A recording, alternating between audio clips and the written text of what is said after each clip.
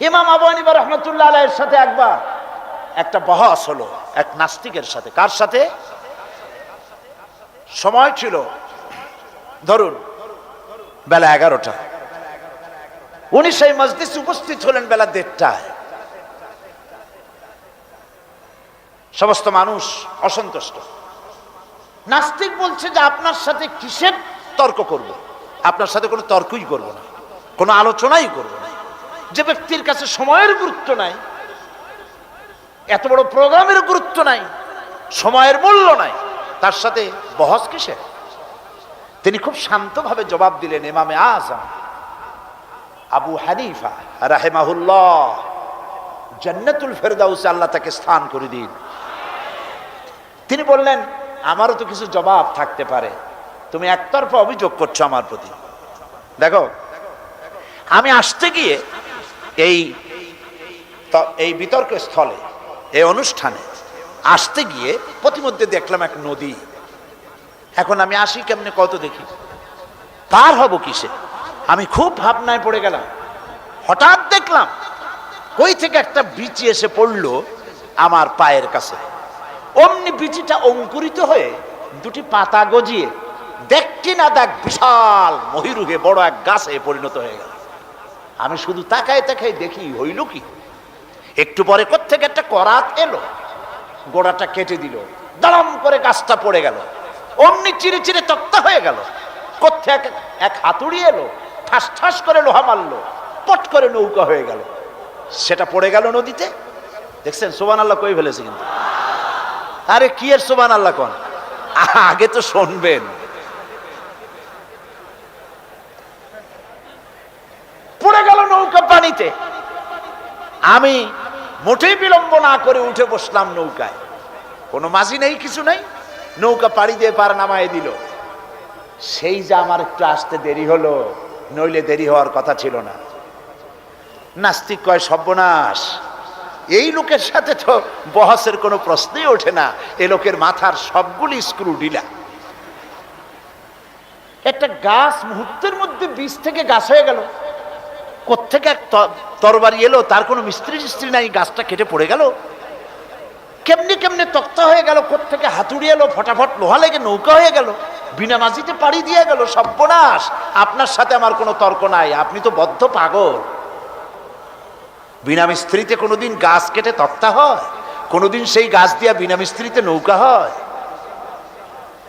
আমার বন্ধুগণ, ইমাম আযম ইমাম আবু হানিফা রাহিমাহুল্লাহ তিনি বললেন, শোনো নাস্তিক, তোমার সাথে কোনো কিতাব দিয়ে বহস করতে চাই না। আমি বদ্ধ পাগল না, তুমি বদ্ধ পাগল, সেটাই প্রমাণ হবে। তুমি নিজেই বললে বিনা মিস্ত্রিতে একটা গাছ কাটতে পারে না, বিনা মিস্ত্রিতে গাছ চিরে চিরে তক্তা হতে পারে না, বিনা মিস্ত্রিতে তক্তাগুলি জোড়া লেগে নৌকা হতে পারে না, বিনা মাঝিতে নৌকাটা পাড়ি দিতে পারে না। একটা ছোট্ট নৌকা যদি, একটা ছোট্ট গাছ মিস্ত্রি ছাড়া যদি তক্তা না হতে পারে, মিস্ত্রি ছাড়া যদি ছোট্ট একটি নৌকা না হতে পারে, মাঝি ছাড়া যদি পাড়ি না দিতে পারে, এই বিশাল আকাশ বিনা মিস্ত্রিতে হলো, এই মানুষগুলি বিনা মিস্ত্রিতে হয়েছে কেমন করে তুমি বুঝলে? নাস্তিক সঙ্গে সঙ্গে ইমাম আযমের পায়ের উপরে পড়ে গেল আর বলল, আল্লাহু আকবার। আমি বুঝতে পেরেছি জীবনের ভুল ধরা পড়ে গেছে, আর কোনো তর্ক করতে চাই না, আমি মুসলমান হয়ে গেলাম। লা ইলাহা ইল্লাল্লাহু মুহাম্মাদুর রাসূলুল্লাহ। লা ইলাহা ইল্লাল্লাহু মুহাম্মাদুর রাসূলুল্লাহ। আল্লাহ রাব্বুল আলামিন তিনি আছেন, তিনি ছিলেন, তিনি থাকবেন। বিশ্বাস করতে পারে না, কপাল পোড়া। ওই যে গতকাল বলছিলাম, বাংলাদেশ পৃথিবীর দ্বিতীয় বৃহত্তম মুসলিম দেশ, তাই নাস্তিক মুরতাদরা সাহস পায় না কথা বলার যে আল্লাহ নাই। এটা বলতে পারে না বলেই ধর্মনিরপেক্ষতাবাদের সাথীর আশ্রয় গ্রহণ করেছে। মানুষকে আল্লাহ পাক বলছেন মোমেনকে উদখুলু ফিস সিলমে 16 আনা দাখিল হও। আমাকে যখন মেনেছো আমার সামনে মাথা নত করে দাও, কারো কাছে কিছু চাইও না। চাইবা কার কাছে? চিল্লায় গন, আল্লাহর কাছে চাও। তিনি কি তোমাকে দিতে অক্ষম? বলেন, তিনি কি অক্ষম? যদি অক্ষম না হন তাহলে আপনারা মাজারে যান কেন? মাজারগুলিতে আমার দেশের লোকেরাই মাজারগুলি ব্যবসা বড় করে দিয়েছে, ঠিক কিনা? ঠিক কিনা? মাজারের ব্যবসা আর তথাকথিত বিদআতপন্থী লোকেদের ব্যবসা। কেউ তো নিজেকে পীর বানিয়েছে বড় রকমের। সব পীরের আমি কিন্তু সমালোচনা করি না, আমার দেশে হক্কানি পীরেরা নিশ্চয়ই আছে। কোন আলহামদুলিল্লাহ, বলেন আলহামদুলিল্লাহ। আমি যখনই পীরের কথা বলবো আপনারা অবশ্যই বুঝে নেবেন আমি পাইকারি দরে বলি না, হক্কানি পীর নিশ্চয়ই আছে। আমি বলি ব্যবসায়ী পীরের কথা। কার কথা? আপনারা ছেলে দেবে, মেয়ে দেবে, পত্রিকা আসে অমুকের দোয়ায় 40 বছর পর ছেলে পাইছি। হাতের মধ্যে ডিম দেয়, ডিম সিদ্ধ হয়ে যায়। কি আশ্চর্য কথা! আর বাচ্চা পেটের মধ্যে ঢুকে যায়। নাউযুবিল্লাহ, নাউযুবিল্লাহ। এই যারা করছে এ সম্পর্কে শায়ের খুব সুন্দর করে বলেছেন, ये हाल तेरा जाल है मकसूद तेरा माल है, ये हाल तेरा जाल है मकसूद तेरा माल है, क्या जब तेरा चाल है लाखों को अंधा कर दिया। তোমার এই অবস্থা হলো জালিয়াতি। তুমি নিজেকে সম্রাট ধারণ করেছো নাম, তুমি নিজেকে সৈয়দ নাম ধারণ করে পীর মাশায়েখ নাম লাগায় দিয়া মানুষকে ধান্দায় ফেলে রুজি কামাচ্ছ। মানুষকে ব্যবসার ধান্দায় ফেলে দেওয়া হয়েছে, রুজি রুটি কামাবার ব্যবস্থা করা হয়েছে। আমি আপনাদের মধ্যে এই কথাটা ঢুকাতে চাই, আমি কোন দুঃখে মাজারের কাছে বা কোনো ব্যক্তির কাছে গিয়ে আমার ছেলে চাইবো, মেয়ে চাইবো? আলাইসাল্লাহু বিকাফিন আবদা। আমার আল্লাহ বলছেন, কে বলছেন? কে বলছেন? আলাইসাল্লাহু বিকাফিন আবদা। আমি কি আমার বান্দার জন্য যথেষ্ট নই? জবাব দিতে কিন্তু আপনারা পারেন নাই। প্রশ্নটা কার? প্রশ্নটা কার? আবার শুনুন আর মুমিনের মতো জবাব দিবেন, আলাইসাল্লাহু বিকাফিন আবদা।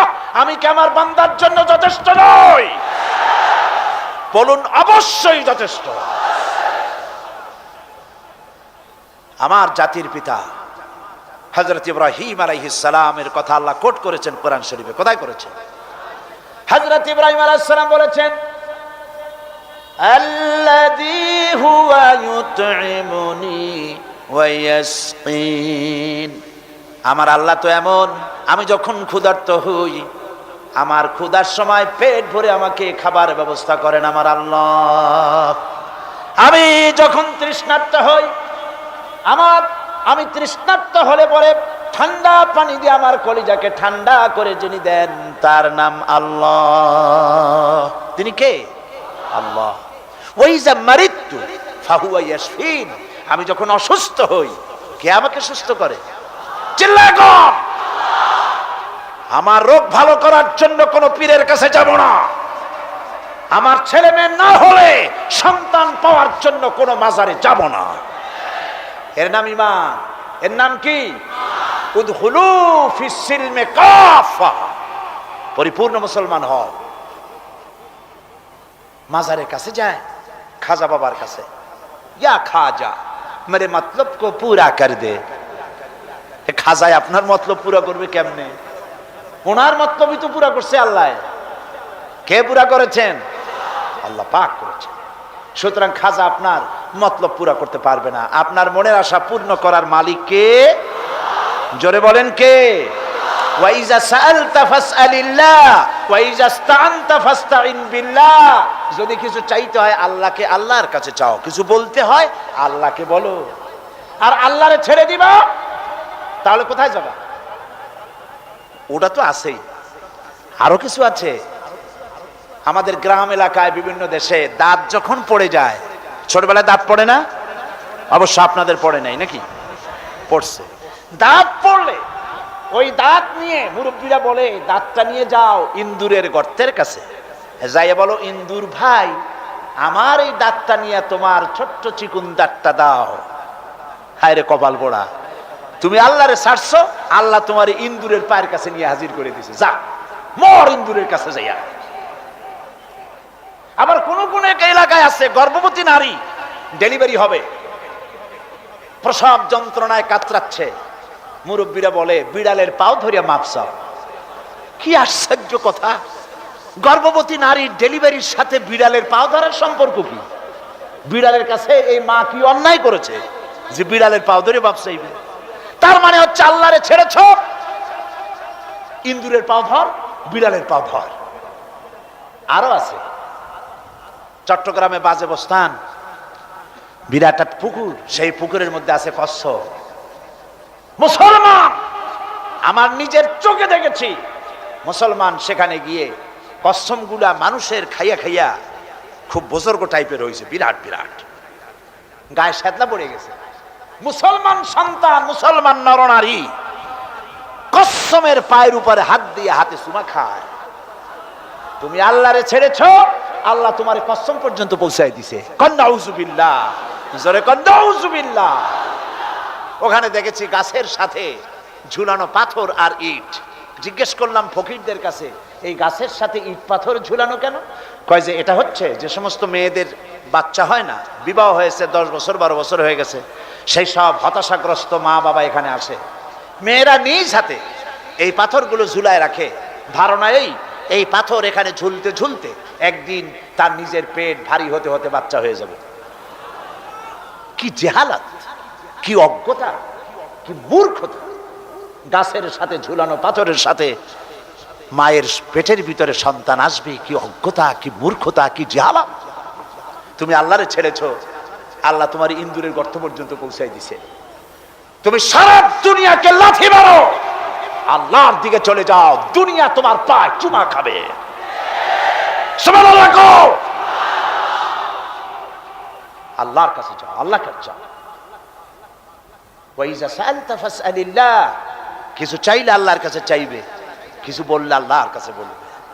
আমার দেশে বহুত মাজার আছে, এই মাজারগুলি দিয়ে ব্যবসা করা হয়। মাজারে চতুর্দিকে লোক বসে থাকে, কি সব লোক, মাথায় বিরাট জট, গায়ে সালার চট, আরো আছে লোহার শিকল, আছে না? গাঁজা খায়। ভাই খাজা বাবা, গাঁজা খাবা? গাঁজা না খাইলে তুমি কোন ডাইলের বাবা? নাউযুবিল্লাহ। এমন মাজারও আছে বাংলাদেশে যেই মাজার গুলিতে মুদ্দারি নাই, সাইনবোর্ড লাগানো হয়েছে হযরত পথিক শাহ রহমাতুল্লাহ আলাইহির মাজার। কোন পথিক কবে মরছে আল্লাহই জানে। আপনারা আমার কথা বিশ্বাস করুন, চট্টগ্রামের কুমিরা সীতাকুণ্ডের পাশে যাওয়ার সময় দেখেন কুমিরা হাই স্কুল, রাস্তার ধারেই একটা কবর, বিরাট সাইনবোর্ড, হযরত ডাল চাইল রহমাতুল্লাহ আলাইহির মাজার। দেখেন আপনারা, যাওয়ার সময় বাম দিকে পড়বে, আসার সময় ডান দিকে পড়বে। আমি সেখানে মাহফিল করছিলাম, বললাম আপনারা খালি ডাইলি চালু খিচুড়ি খান, এবার আরেকটা মাজার বানায়া সেখানে সাইনবোর্ড লাগান হযরত মাছ তরকারি গোশত রহমাতুল্লাহ আলাইহির মাজার, তাহলে কিছুটা রুচির পরিবর্তন হইব। হাজি মাজারে কিছু চাওয়ার নাই, মাজারে কিছু দেওয়ার আছে। কি দিবেন? টাকা? জবাব দেন। টাকা, চাদর, আগরবাতি, মোমবাতি, মান্নত? কি দিবেন? দোয়া। দোয়া কি দিবেন? দোয়া। সেই দোয়া থেকেও আমার দেশ বঞ্চিত। পার্লামেন্টের মতো জায়গায় দোয়া করার জন্য বোবা সংস্কৃতি অনুসরণ করা হয়। 1 মিনিট পার্লামেন্টের সমস্ত সম্মানিত সদস্য 1 মিনিট বোবা সংস্কৃতি পালন করে, কোনো কথা নাই, চুপচাপ দাঁড়ায় থাকো। এই সংস্কৃতি আমার নয়, এ সংস্কৃতি হিন্দুর। আমার সংস্কৃতি দোয়া করা। আমার সংস্কৃতি কি? দোয়া। কবরে যাবেন দোয়া করার জন্য। কিসের জন্য যাবেন? কিছু পাইতে যাবেন না। বিশ্বাস করুন আল্লাহর কসম, যিনি কবরে শুয়ে আছেন উনি আপনার কোন মনের আশা পূরণ করতে পারবেন না। এখান থেকে টাকা খরচ করে লোকেরা আজমির যায় না, বাগদাদ যায় না। আমার রাসূল কি বলেছেন? লা তাসুদ্দুর রিহাল, খবরদার তিনটি জায়গা ইল্লা বিসালাসা, তিনটি জায়গা ছাড়া জিয়ারতের উদ্দেশ্যে কোথাও যাইবা না। তিনটি জায়গা। কয়টি জায়গা? মুখস্থ করুন। মসজিদুল হারাম মক্কা আল মুকাররমা, মসজিদুল আকসা জেরুজালেম, মসজিদুল নববী শরীফ মদিনা আল মুনাওয়ারা। কয়টা জায়গা হলো? আমার রাসূল বলেছেন এই তিনটা জায়গায় পয়সা খরচ করে যাইও জিয়ারত করার জন্য। আজকে জিয়ারত করার জন্য আপনি গেলেন আজমির, বাগদাদ, টাকা খরচ করে। সেখানে কি আপনি কি বললেন? খাজা বাবা আমার দোকানে ব্যবসা খুব কম, আমার যাতে ব্যবসা হয়, আমার ছেলে নাই মেয়ে নাই। আপনি বলতেছেন বাংলায়, কিসে বলতেছেন? খাজা মঈনুদ্দিন চিশতি রহমাতুল্লাহ আলাইহি আল্লাহর মাহবুব বান্দা, ঠিক কিনা? আল্লাহর ওলি, আল্লাহর বুজুর্গ, মুজাহিদ। তার ভাষা কি? আরবি ছিল।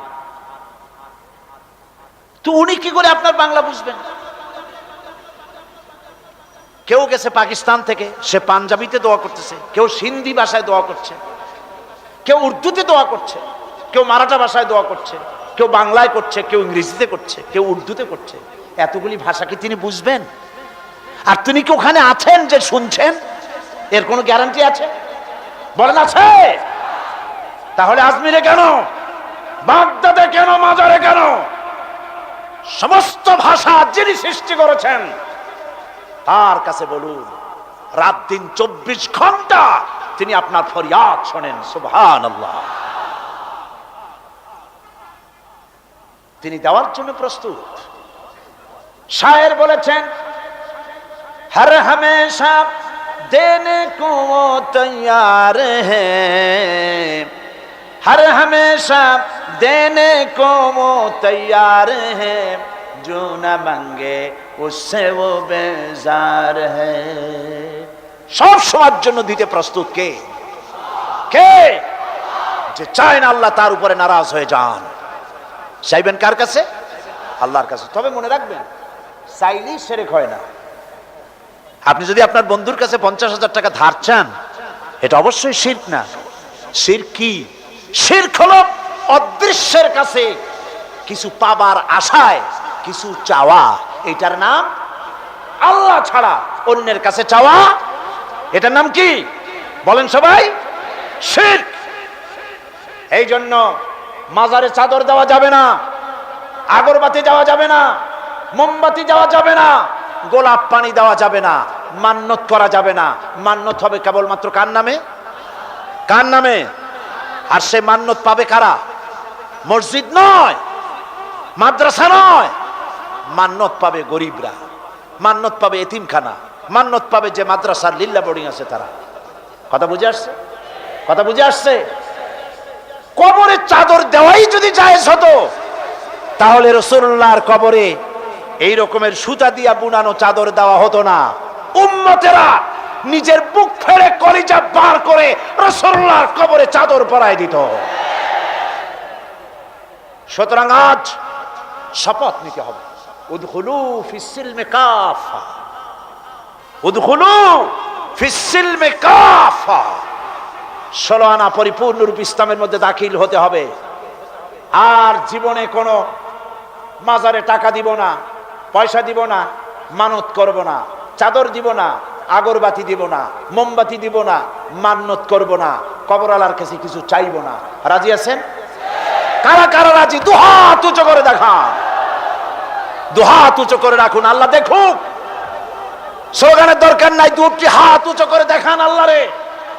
আয় আল্লাহ, শিরক এবং বিদআতের বিরুদ্ধে ঐতিহাসিক পল্টনের এই হাতগুলিকে তুমি কবুল করে নাও। জনে বলেন আমিন। হাত নামান। সন্তান নাই, দাঁড়ান কেন? সন্তান নাই, সন্তান দেওয়ার মালিক কে? চিল্লায় কোন কে? হযরতে জাকারিয়া আলাইহিস সালাম আল্লাহ রাব্বুল আলামিনের কাছে সন্তানের দাবি করলেন, বললেন রব্বুল আলামিন আমাকে একটি সন্তান দান করো। নামাজের ভিতরে ওহী নাজিল হয়ে গেল, নামাজের ভিতরে ওহী এসে গেল। হযরতে জিবরাইল আলাইহিস সালাম শুনিয়ে দিলেন, হে জাকারিয়া, আল্লাহ পাক তোমাকে একটি সন্তানের, পুত্র সন্তানের সুসংবাদ দিচ্ছেন। সন্তান তার মায়ের পেটে আসার আগেই রব্বুল আলামিন তার নাম নিজেই রেখে দিয়েছেন ইয়াহইয়া। কে নাম রাখলেন? হযরতে জাকারিয়া বলেন, আয় আল্লাহ, এটা কিভাবে সম্ভব? আমি তো বুড়ো মানুষ, আমার গায়ে শক্তি নাই, আমি বৃদ্ধ মানুষ, আর আমার স্ত্রী বন্ধা, সন্তান কিভাবে আসবে, কেমনে হবে? আল্লাহ পাক একটি জবাব দিয়া দিলেন, কাযালিক, এইভাবেই হবে, যেমন আমি ইচ্ছে করি। সুবহানাল্লাহ। যেমন আমি ইচ্ছে করি সেভাবেই হবে। আল্লাহ যদি ইচ্ছে করেন মানুষ বানাবার জন্য মা দরকার নাই, সন্তান মা দরকার নাই, বাপও প্রয়োজন নাই, আল্লাহ বানাইতে পারেন কিনা? কারে বানাইছেন? আদম আলাইহিস সালাম। আল্লাহ যদি ইচ্ছে করেন শুধু মা দিয়েই বাচ্চা বের করবেন, বাপেরও দরকার হবে না, পারবেন কিনা? কারে বানালেন? হযরত ঈসা আলাইহিস সালামকে বানালেন। আমার বন্ধুগণ, আল্লাহ রাব্বুল আলামিন এইভাবে করে তার প্রচন্ড ক্ষমতার মালিক, তিনি সব তিনি করতে পারেন। ফাআলুন লিমা ইউরিদ, যা খুশি তাই করতে পারে। উদখুলু ফিস সিলমি কাফা, পরিপূর্ণরূপ ইসলামের মধ্যে দাখিল হয়ে যাও। যা চাইবেন এখন থেকে কার কাছে চাইবেন? মনে থাকবে, সাওয়ার জায়গা নামাজের ভেতরে। হযরত মুসা আলাইহিস সালাম ফেরাউনের কাছে গেলেন আর বললেন, দেখো অনেকদিন তো রাজত্ব করলা, মানুষের উপরে নিজের মন গড়া আইন চাপাই দিছো, এখন শোনো, আল্লাহ পাক আমাকে নবী করেছেন, আমি তোমার কাছে একটা দাওয়াত নিয়ে আসছি। তুমি পড়ো লা ইলাহা ইল্লাল্লাহ। ফেরাউনের অর্থ বোঝে নাই, কি বলেন? বুঝেছে। ফেরাউন বুঝেছে, 100% বুঝেছে। ফেরাউন সঙ্গে সঙ্গে রিয়াক্ট করেছে। ফেরাউন বলছে, তুমি বলো কি, আমার বাড়ির দুধ কলা খাইয়া বড় হইছো, এখন আমার ইলা শিখাইতে আসছো? মা আলিমতু লাকুম মিন ইলাহিন গায়রি, আমি জানি না আমি ছাড়া আরো কোন ইলাহ থাকতে পারে। এখন আপনারা চিন্তা করেন ইলাহের মানে কি? আমরাও কিন্তু অনেকে বুঝি না। আমাদের এখানে যত লোক বসে আছেন, হ্যাঁ আপনারা বুঝতে পারেন, কিন্তু অনেক লোকে বোঝে না। ইলাহ মানে শুধু উপাস্য নয়, ইলাহ মানে শুধু মাবুদ নয়। ইলাহ শব্দের অর্থ হচ্ছে আইনদাতা। ইলাহ মানে মাবুদ, উপাস্য, আইনদাতা, বিধানদাতা যাকে বলা হয়, তার নাম ইলাহ। এবং সে কথাই আল্লাহ পাক শিখাই দিয়েছেন, লা ইলাহা ইল্লাল্লাহ। আইন তুমি তৈরি করতে পারবে না। আইন তৈরি করার মালিক কে? মানুষ বানাইছে কে? আপনার বাড়ি বিবাহ, এই বিবাহে আপনি লক্ষ লক্ষ টাকা খরচ করে নানান ধরনের রান্না বান্না ইত্যাদি করেছেন। খুলনা থেকে একটা লোক এসে যদি বলে, ভাই সাহেব শুনলাম আপনার মেয়ের বিয়া, আমি আসলাম, এত মেহমান আপনি দাওয়াত দিয়েছেন, তরকারিতে লবণ দিতে মনে থাকে কিনা, সেই জন্য আমি আসছি, লবণ নিয়ে আসছি। এই লোকটার মস্তিষ্ক সম্পর্কে সুস্থতার ধারণা করবে কেউ? মেয়ের বাপ বলবে যে, তোমার কি মাথা খারাপ, স্ক্রু সব টাইট আছে না ঢিলা? লক্ষ লক্ষ টাকা খরচ করছি, আমি নুন দেওয়ার জন্য বাকি থুইছি তোমার জন্য, খুলনা থেকে এসে নুন দেবা ঢাকায়। পৃথিবীর সৃষ্টি করলেন আল্লাহ, মানুষ সৃষ্টি করেছেন আল্লাহ, আইন তৈরি করবে তোমার বাবা।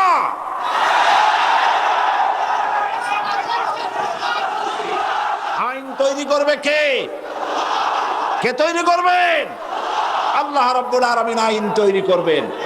আরেকটি জিনিস লক্ষ্য করুন, এই পৃথিবীতে, থামুন, এই পৃথিবীতে একটা গাধার তৈরি করা আইন আর একটা গাধায় কিন্তু মানে না, ঠিক কিনা?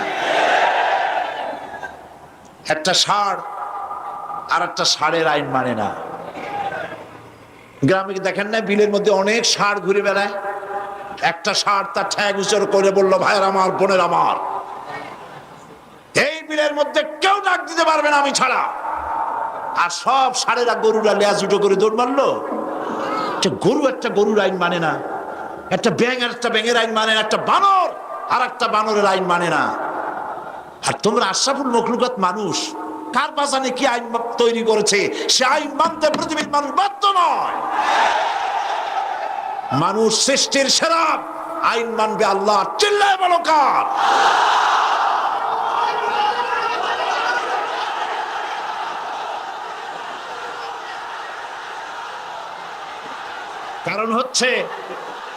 কারণ হচ্ছে আল্লাহ জানেন এই পৃথিবীর মানুষের চলার জন্য, বলার জন্য, তার অর্থনীতি, তার সমাজনীতি, তার রাজনীতি কিভাবে চলবে আল্লাহর চাইতে বেশি কেউ ভালো বলতে পারে না। এই জন্য আল্লাহ পাক বলেছেন লা ইলাহা।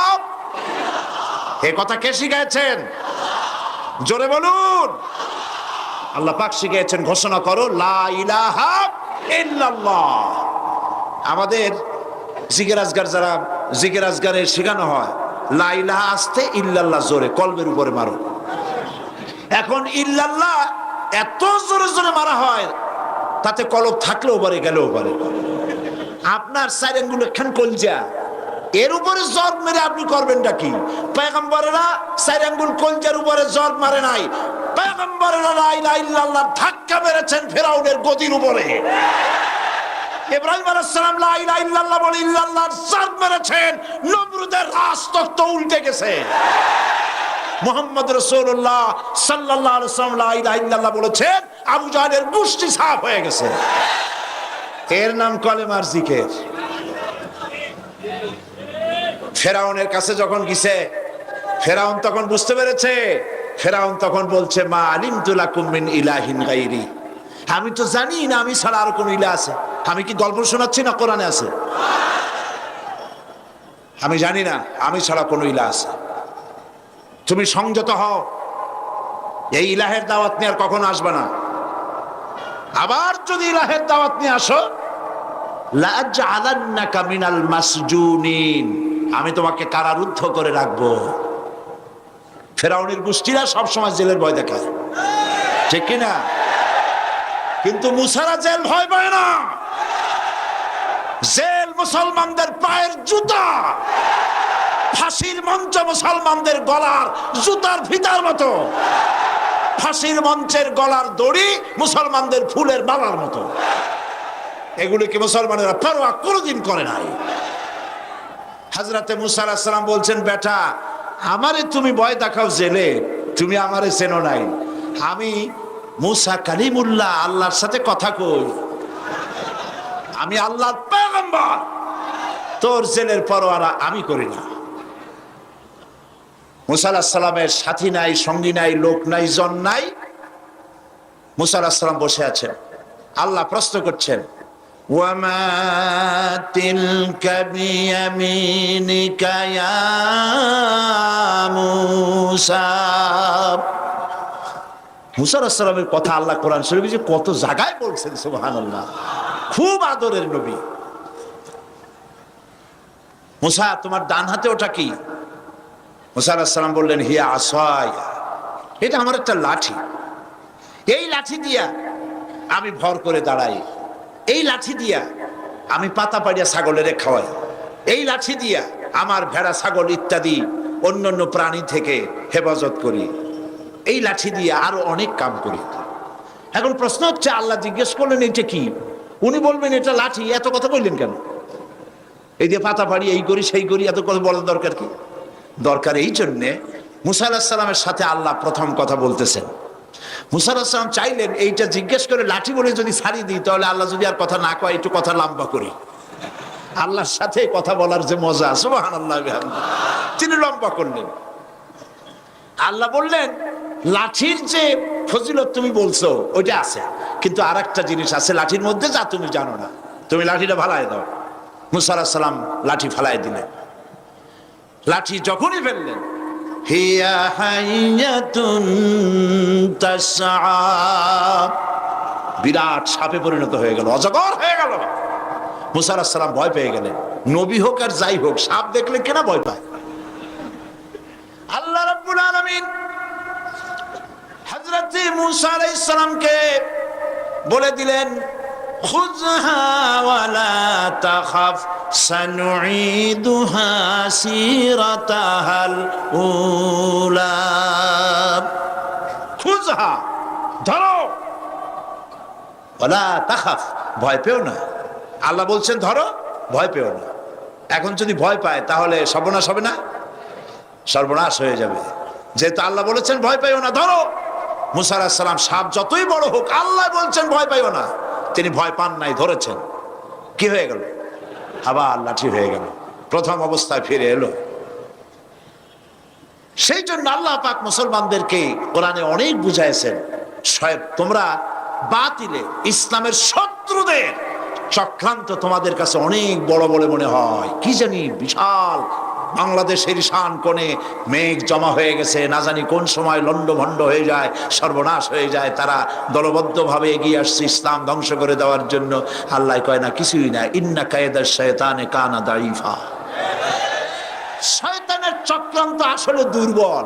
আল্লাহ বলছেন ওগুলো শয়তান, যারা ইসলামের বিরোধিতা করে এগুলো কি? চিল্লা বলো। আল্লাহ বলে শয়তানদের চক্রান্ত দুর্বল। বাড়িওয়ালার শক্তি বেশি না চোরের শক্তি বেশি?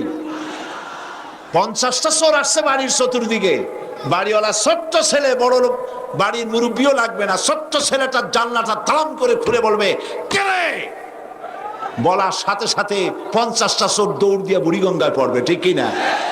সুতরাং তোমরা বাড়িওয়ালা, এই যে যারা আমার সামনে বসে আছেন সব বাড়িওয়ালা, হুঙ্কার মারো, দৌড়ে দিল্লি পালায় যাবে ইনশাআল্লাহ।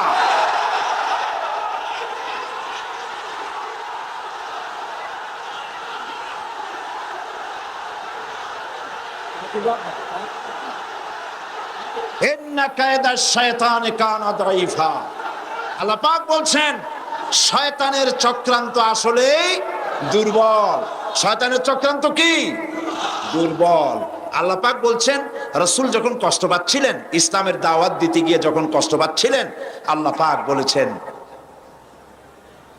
ইন্নাকা বিআয়ুনিনা, ও নবী আপনি তো আমার চোখের সামনে, আপনি চিন্তা করছেন কেন? সুবহানাল্লাহ। আল্লাহ যদি বলেন আপনি আমার চোখের সামনে, দুনিয়া একদিকে চলে যাক, আমি একা যথেষ্ট। আল্লাহ পাক বলছেন আলাইসাল্লাহু বিকাফিন আবদা, আমি কি আমার বান্দার জন্য যথেষ্ট নই? আপনারা বলেন অবশ্যই যথেষ্ট। আল্লাহর প্রশ্ন, আলাইসাল্লাহু বিকাফিন আবদা, আমি আমার বান্দার জন্য যথেষ্ট নই? সারা পৃথিবী একদিকে চলে যাক, আমি আল্লাহর কালেমা উঁচু করে নিয়ে দাঁড়িয়ে থাকবো, মরে যাব, শহীদ হয়ে যাব, আল্লাহর পথ থেকে 1 ইঞ্চি সরে যাব না। এর নাম হচ্ছে ইসলাম। এই ইসলাম প্রতিষ্ঠার জন্য পয়গম্বরেরা চেষ্টা করেছেন। বাধা দিয়েছে কারা? রাষ্ট্রশক্তি। কারা বাধা দিয়েছে? ফেরাউন বাধা দিয়েছে। সব কথা এখানে আছে। এটা কি? এখানে সব কথা আছে। বাধা দিয়েছে ফেরাউন।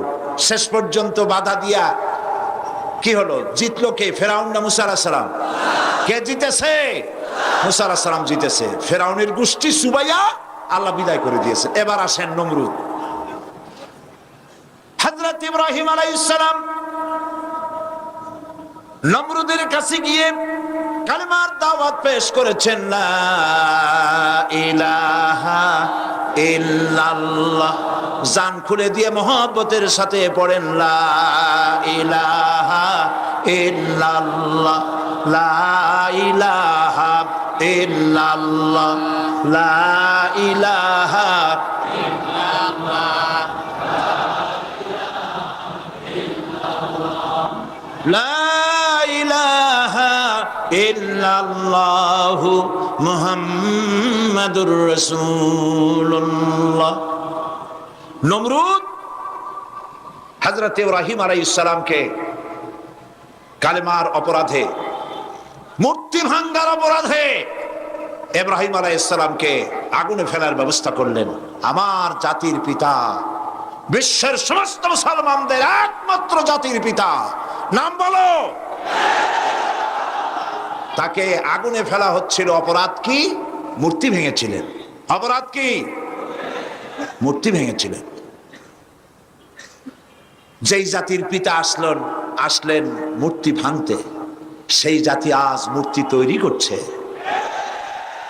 বিশ্বকবি আল্লামা ইকবাল তিনি বলেছেন, বুত शकन उठ गए बाकी जो रहे बुतगर है, बुत शकन उठ गए बाकी जो रहे बुतगर है, था इब्राहिम पेदर और पेसर आजर है। বুত शकन उठ गए, যারা মূর্তি ভাঙতো তারা বিদায় হয়ে গেছে। আর মূর্তি যারা ভাঙতো তারা দুনিয়া থেকে বিদায় হয়েছেন। আজ পৃথিবীতে যারা আছে তারা মূর্তি গড়ছে। সে যুগে মূর্তি যে নির্মাণ করত তার ঘরে মূর্তি বিনাশকারী তৈরি হয়েছে। আজর ছিল, আজর ইব্রাহিম আলাইহিস সালামের পিতা, তিনি মূর্তি গড়তেন। আর তার ছেলে মূর্তি ভাঙলো, আর আজ মূর্তি ভাঙা ইব্রাহিমের সন্তানেরা মূর্তি গড়তেছে। এই ঢাকা সিটি অফ মস্ক, এই ঢাকা পৃথিবীর দ্বিতীয় বৃহত্তম মুসলিম দেশ, মসজিদের নগরী ঢাকা। আজ ঢাকা মসজিদ নগরীর পরিবর্তে মূর্তির নগরীতে পরিণত হতে যাচ্ছে। ইব্রাহিম আলাইহিস সালাম এই মূর্তি ভাঙার জন্য এগিয়ে এলেন, লা ইলাহা ইল্লাল্লাহর দাওয়াত দিলেন। আর তাকে তখন নমরুদ রাষ্ট্রশক্তি আগুনে ফেলার ব্যবস্থা করলো। শক্তি আছে, আগুনে ফেললো। আগুনে ফেলার জন্য সমস্ত ব্যবস্থা হয়ে গিয়েছে। হযরত জিবরাইল আলাইহিস সালাম হযরত ইব্রাহিমের কাছে এসে বলছেন, ইব্রাহিম তুমি তো এখনই আগুনে পড়ে যাবা, জ্বলে পড়ে ছাই হয়ে যাবা। আমি জিবরাইলের কাছে সাহায্য চাও, আমি তোমাকে মুক্ত করে দেব, বিপদ থেকে বাঁচায় দেব। হযরত ইব্রাহিম বলেন, জিবরাইল তোমার কাছে সাহায্য আমি কেন চাইবো? আমি তো এমন কোন অন্ধ খোদার ইবাদত করি না যে খোদা তার গোলামের দুঃখ দুর্দশা নিজের চোখে না দেখেন। আমার তো পরীক্ষা হচ্ছে, আমার পরীক্ষার সময় তুমি ডিস্টার্ব করছো কেন? হযরত ইব্রাহিম আলাইহিস সালাম পরীক্ষা ফেল করছেন না পাস করছেন? সুবহানাল্লাহ। আল্লাহর কি ইচ্ছা যে ইব্রাহিম আগুনে পুড়ুক? আল্লাহর ইচ্ছা কি ইব্রাহিম আলাইহিস সালাম জানতেন? না, জানতেন না। ইব্রাহিম আলাইহিস সালাম আল্লাহর ইচ্ছা জানতেন না। তিনি তার মাবুদকে খুশি করার জন্য এই কাম করতেছেন। আর আল্লাহ ইব্রাহিম যে জাতির পিতা হওয়ার যোগ্য সেটা প্রমাণ করার জন্য আগুনের ব্যবস্থা করেছেন। খালি জাতির পিতা বললেই হবে না। জাতির পিতা কারা বলে? ইব্রাহিম আলাইহিস সালাম তার উজ্জ্বল দৃষ্টান্ত। গোটা পৃথিবীতে যতদিন সূর্য পূর্ব দিগন্ত থেকে উদিত হয়ে পশ্চিম দিগন্ত অস্তমিত যাবে, ততদিন পর্যন্ত বিশ্বের সকল মুসলমানদের জন্য জাতির পিতা ইব্রাহিম আলাইহিস সালাম। আগুনের ভেতরে ইব্রাহিমকে আগুনে ভালানো হচ্ছে। হযরত ইব্রাহিম আগুনের ভিতরে পড়ে যাচ্ছেন। আল্লাহ রাব্বুল আলামিন আগুনে পড়ার আগে আগুনের প্রতি আল্লাহ পাক নোটিশ করে দিলেন, ইয়া নারু কুনি বারদাও ওয়া সালামান আলা ইব্রাহিম। এই আগুন আমার ইব্রাহিমের জন্য শান্তিদায়ক ঠান্ডা হয়ে যা। সালামান শব্দ যদি ব্যবহার করা না হতো, তাফসীরে এসেছে হযরত ইব্রাহিম আলাইহিস সালাম ফ্রিজ হয়ে যেতেন, বরফ হয়ে যেতেন। আল্লাহর হুকুম তো হুকুমই, ঠান্ডা হয়ে যা। তো ঠান্ডা জনমের মতো হইলে হযরত ইব্রাহিম আলাইহিস সালাম তো বাঁচতেনই না। আল্লাহ পাকের কথার মধ্যে কোনো ফাঁক ফোকর নাই। সুবহানাল্লাহ বলেন। আগুন আমার ইব্রাহিমের জন্য শান্তিদায়ক ঠান্ডা হওয়া। এরকম ঠান্ডা হবি না যাতে তার কষ্ট হয়। ঠান্ডা কি সবসময় শান্তিদায়ক হয় নাকি? ফ্রিজের মধ্যে হাত দিয়ে দেখেন কিরকম শান্তিদায়ক ঠান্ডা। ডিপ ফ্রিজে মাথা ঢুকায় দেখেন অবস্থাটা কি। আগুন জ্বলছে, ইব্রাহিম জ্বলে না। নমরুদ খুব খুশি, ইব্রাহিমের জ্বালাই ফেলাইলাম। ছাদের উপরে উঠছে দেখার জন্য জ্বলে কিনা, তাকায় দেখে কি সর্বনাশ, ইব্রাহিম তো জ্বলেই না। হে আগুনের মধ্যে আরামসে বসে হয়েছে, ঠ্যাঙের উপরে ঠ্যাং ফেলাই। আশ্চর্য কথা। নমরুদ বলতেছে, আগুন রে তোর কি হলো?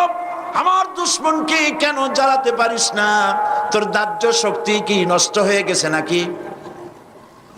মাওলানা রুম বলছেন, আগুনের ভিতর থেকে আওয়াজ বেরোলো, এরে নমরুদ, আমার দাহ্য শক্তি, জ্বালানো শক্তি আছে কি নাই তা প্রমাণ করার জন্য তুই আয়। তোরে সুদ্ধা তামাম দুনিয়া জানাই দিতে পারি, ইব্রাহিমের পশম জ্বালাইতে পারি না। আমার বিশ্বকবি আল্লামা ইকবাল কি সুন্দর করে বলেছেন, আজ ভি হো জো ইব্রাহিম কা ইমাম पैदा आग कर सकती है एक अंदाज़े गुलिस्तान पैदा। ইব্রাহিমের ইমান যদি আজও কোথায় হয় বিদ্যমান, করতে পারেন অগ্নিকুণ্ডে খুবসুরত এক গুলিস্তান।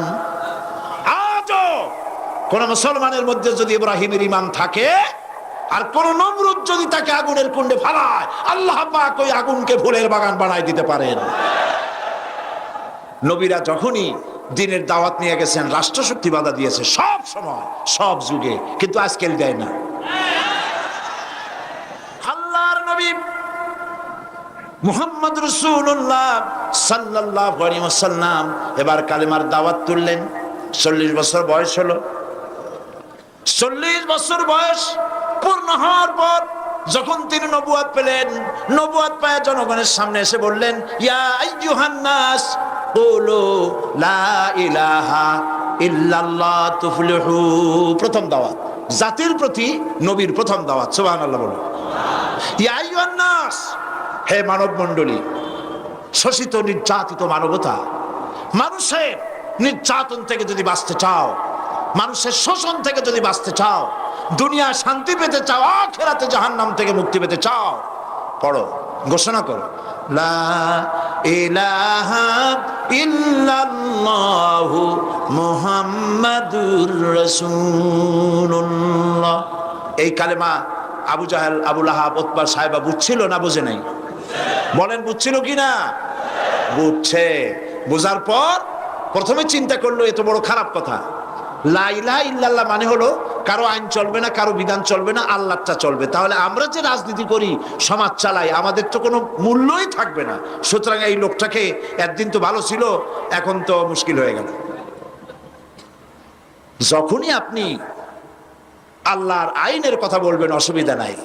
শুধু মুরব্বীদের কথা বলবেন, কিছু কেসা কাহিনী করবেন, কোনো বাধা নাই। আপনারা কয়েক কোটি এক জায়গায় হন, সেখানে দেশের প্রেসিডেন্ট, প্রধানমন্ত্রী সব দোয়া করতে যাবে, কিন্তু যেখানে আইনের কথা বলা হবে ইসলামের, সেটা বন্ধ করার জন্য সর্বাত্মক চেষ্টা সরকারের পক্ষ থেকেই করা হবে।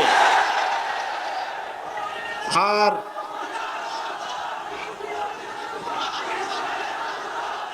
পয়গম্বরেরা, রাসূল করিম সাল্লাল্লাহু আলাইহি ওয়াসাল্লাম যখন এই দাওয়াত দিলেন, আবু জাহাল, আবু লাহাব, উতবা, সাইবা বুঝে নাই নাকি? বুঝছে। আবু জাহাল, আবু সুফিয়ান, উতবা, সাইবারা আবু তালেবের কাছে গিয়ে প্রশ্ন করেছেন, আবু তালেব, আপনি মুহাম্মদ সাল্লাল্লাহু আলাইহি ওয়াসাল্লামকে বলুন তিনি যেন লা ইলাহা ইল্লাল্লাহর দাওয়াত না দেন। এজন্য তিনি যদি সোনা চায়, টাকা পয়সা চায়, সুন্দরী করে নারী যদি চায়, যা চাইবেন তাই দেওয়া হবে, তবুও যেন লা ইলাহা ইল্লাল্লাহর দাওয়াতটা তিনি না দেন। হুজুর রাজি হয়েছিল। আল্লাহ নবীর কাছে যখন এই প্রশ্ন উঠলো, নবীজি তখন বললেন, আমার চাচাজি শুনুন, ওরা যেটা দিতে পারে সেটা তো ভালো কথা, যেটা দিতে পারে না এমন জিনিসও যদি আমার হাতে তুলে দেয়, যেমন আকাশের সূর্যটা ধরে এনে ওরা যদি আমার ডান হাতে তুলে দেয়, আকাশের পূর্ণিমার চাঁদ ধরে এনে ওরা যদি আমার বাম হাতে তুলে দেয়, এর বিনিময়ে আমি আল্লাহর নবী মুহাম্মদ রাসূলুল্লাহ এক মুহূর্তের জন্য তাওহীদের দাওয়াত বন্ধ করে দেব না। সব যুগে পয়গম্বরদেরকে রাষ্ট্রশক্তি বাধা দিয়েছে, তারপরে যারা দাওয়াত নিয়ে এসেছে তাদেরকেও রাষ্ট্রশক্তি বাধা দিয়েছে, দেয় নাই? দিয়েছে। ইমাম আবু হানিফা রাহমাতুল্লাহ আলাইহির কথা বলছি, গতকাল বলেছিলাম 8 বছর পর্যন্ত কারারুদ্ধ করে তাকে রাখা হয়েছিল।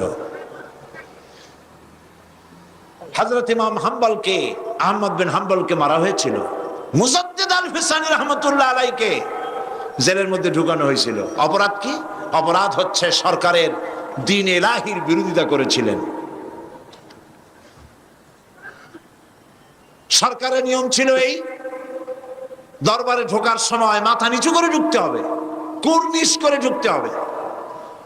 দ্বীন ইলাহি তারা তৈরি করেছেন, উনি এটার বিরোধিতা করেছেন, হযরত মুজাদ্দিদ আল ফিসানি রাহমাতুল্লাহ আলাইহি।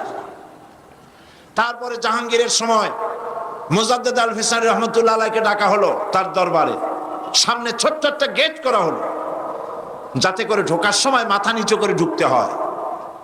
এটা এই জন্য করা হয়েছে যাতে তিনি মাথা নিচু করে ঢুকবেন, আর সরকারের পক্ষ থেকে বলা হবে আপনি যেটার বিরোধিতা করছিলেন আপনি তো মাথা নিচু হয়ে ঢুকলেনই বাদশার দরবারে। মুজাদ্দিদ আল ফিসানি রাহমাতুল্লাহ আলাইহি যখন আসলেন দরবারে, এই গেটের মধ্যে দিয়ে ঢুকতে হবে বিষয়টি তিনি দেখে বুঝতেই পেরেছেন যে বিষয়টা কি। তিনি মাথা দিয়ে ঢুকলেন না। তিনি বীর মুজাহিদ ছিলেন, বেপরোয়া ছিলেন, মাথা দিয়ে ঢুকলেন না বাদশার সামনে গেটের ভেতরে। মাথা না দিয়ে সর্বপ্রথম নিজের পাওখানা ঢুকায় দিয়ে তারপরে বডি ঢুকালেন। এই অপরাধে তাকে কারারুদ্ধ করে রাখা হলো, জেলখানায় পাঠানো হলো। কয়েক মাস যাওয়ার পরে জেলার চিঠি লিখেছি বাদশার কাছে, প্রশাসনের কাছে খবর পাঠিয়েছে, আপনারা কারে জেলে পাঠিয়েছেন? জেল হলো চোর ডাকাতের জায়গা, জেল হলো দস্যু বদমাশের জায়গা। এমন লোককে পাঠিয়েছেন যার সংস্পর্শে জেলের মধ্যে যত কয়েদি ছিল তাহাজ্জুদের নামাজ পড়ে, 5 ওয়াক্ত নামাজ পড়ে, আল্লাহর জিকির আজগার করে আমার জেলখানা এখন সমস্ত জেলের কয়েদিগুলি আল্লাহর ওলিতে পরিণত হয়ে গেছে। জাহাঙ্গীর রাতের বেলায় স্বপ্ন দেখছেন এক জ্যোতির্ময় মহাপুরুষ তার সামনে। তিনি তার জীবনীতে তিনি লিখছেন, তোজকে জাহাঙ্গীরি কিতাবের নাম। তিনি বলছেন স্বপ্নে দেখছি এক জ্যোতির্ময় মহাপুরুষ আমার সামনে, আমি সালাম দিলাম তিনি জবাব দিলেন না, মুসাফা করতে চাইলাম তিনি হাত দিলেন না, কদমবুসি করতে গেলাম তিনি পিছিয়ে গেলেন। আমি জিজ্ঞেস করলাম আপনি কে? আমার সৌভাগ্য আপনার দেখা হয়েছে আপনার সাথে আমার এই স্বপ্নের মধ্যে, কিন্তু আপনার পরিচয় পেলাম না, আপনি কে? আপনি আমার সালামের জবাব দিলেন না, হাত দিলেন না। স্বপ্নের ভিতরে তিনি বলছেন ওই জ্যোতির্ময় মহাপুরুষ আমাকে ডেকে বললেন, জাহাঙ্গীর তুই আমারে চিনবি না, আমি বিশ্বনবী মুহাম্মদুর রাসূলুল্লাহ সাল্লাল্লাহু আলাইহি ওয়াসাল্লাম। আমি জানতে এসেছি আমার মুজাদ্দিদকে আর কতদিন তোর জেলখানায় আটকায়া রাখবি। পরের দিন তাকে ছেড়ে দেওয়া হলো এবং জাহাঙ্গীর তার কাছে তওবা করলেন, মুরিদ হলেন। পরবর্তী সময় জাহাঙ্গীরের জীবন চরিত্র ভিন্নভাবে ইতিহাসে চিত্রিত হয়েছে। আমার বলার উদ্দেশ্য এই, চিরটা কাল ইসলামী আন্দোলনের বিরোধিতা করেছে প্রতিষ্ঠিত সরকার, কোনদিন সাহায্য করে নাই, সব সময় বিরোধিতা করেছে। কারণ ইসলাম যারা প্রতিষ্ঠিত করতে চায় তাদের সাথে তাদের মিল হয় না। ওরা চায় মন গড়া আইন দিয়ে দেশ শাসন করতে, শোষণ করতে, বাড়ি 1টার জায়গায় 10টা করতে, গাড়ি 5টার জায়গায় 15টা করতে চায়। আর ইসলাম যদি ক্ষমতায় আসে এই শয়তানি বদমাশি চলবে না, জিনা চলবে না, ব্যভিচার চলবে না, লুটপাট চলবে না, কোন দেশের 5টা গোলাম হওয়া চলবে না।